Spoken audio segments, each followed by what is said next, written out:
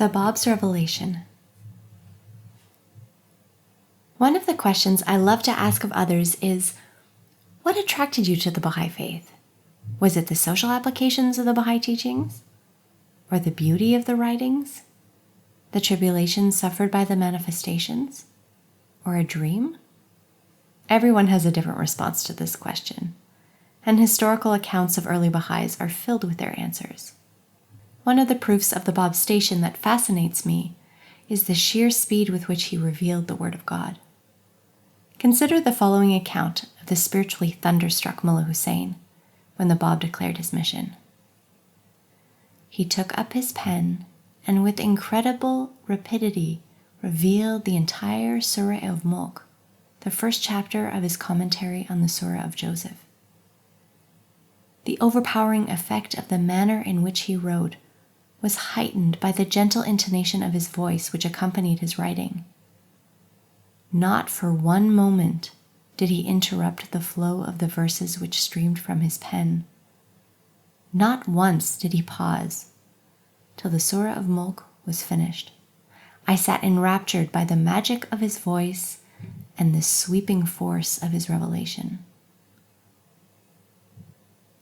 I am also moved by this first-hand account of Sayyid Yahya Darabi, a learned divine. How am I to describe the scene of inexpressible majesty? Verses streamed from his pen with a rapidity that was truly astounding. The incredible swiftness of his writing, the soft and gentle murmur of his voice, and the stupendous force of his style amazed and bewildered me. He continued in this manner until the approach of sunset. He did not pause until the entire commentary of the surah was completed. He then laid down his pen and asked for tea.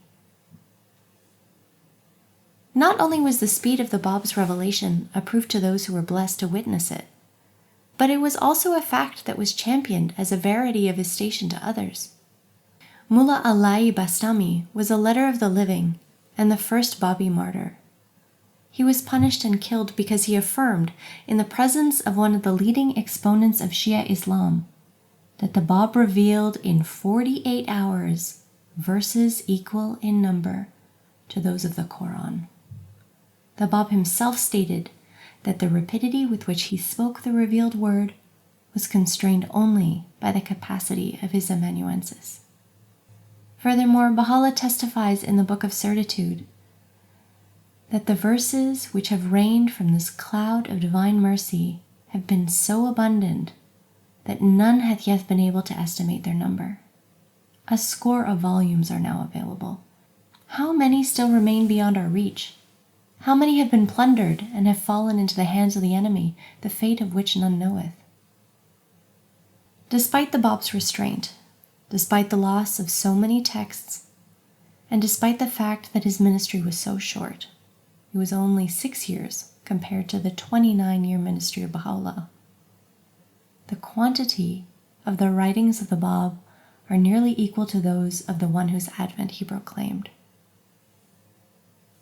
The Bab had 2 amanuenses, Sayyid Hussein and Mirza Ahmad, but he also wrote verses in his own hand.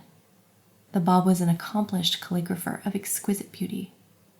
In a traveler's narrative, Abdul-Baha describes a specimen of the Bab's penmanship.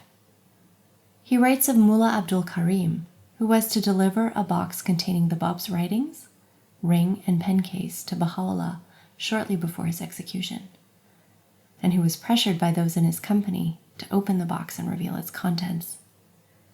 The master states, importuned by the company, he produced a long epistle in blue, penned in the most graceful manner, the utmost delicacy and firmness, in a beautiful, minute shikaste hand, written in the shape of a man so closely that it would have been imagined that it was a single wash of ink on the paper. When they had read this epistle, they perceived that he had produced 360 derivatives from the word Baha. Then Mullah Abdul Karim conveyed the trust to its destination. When you visit the International Archives building in Haifa, Israel, you can see a heikal, a passage written in the shape of a 5-pointed star, a symbol for the human body. in the Bab's hand. Despite historical distance, an inability to read Persian or Arabic, and an unfamiliarity with calligraphic styles, seeing this priceless document is still powerful. In the same vein, the answers my friends give are all valid and moving. Once you are convinced of something, all other proofs are remarkable. What is amazing are the scores of answers, the scores of proofs, not only among Baha'is of my generation, but by Baha'is over the course of history. This cause is an ocean, and we all submerge ourselves in different ways, from different shores, and to different depths to discover different mysteries.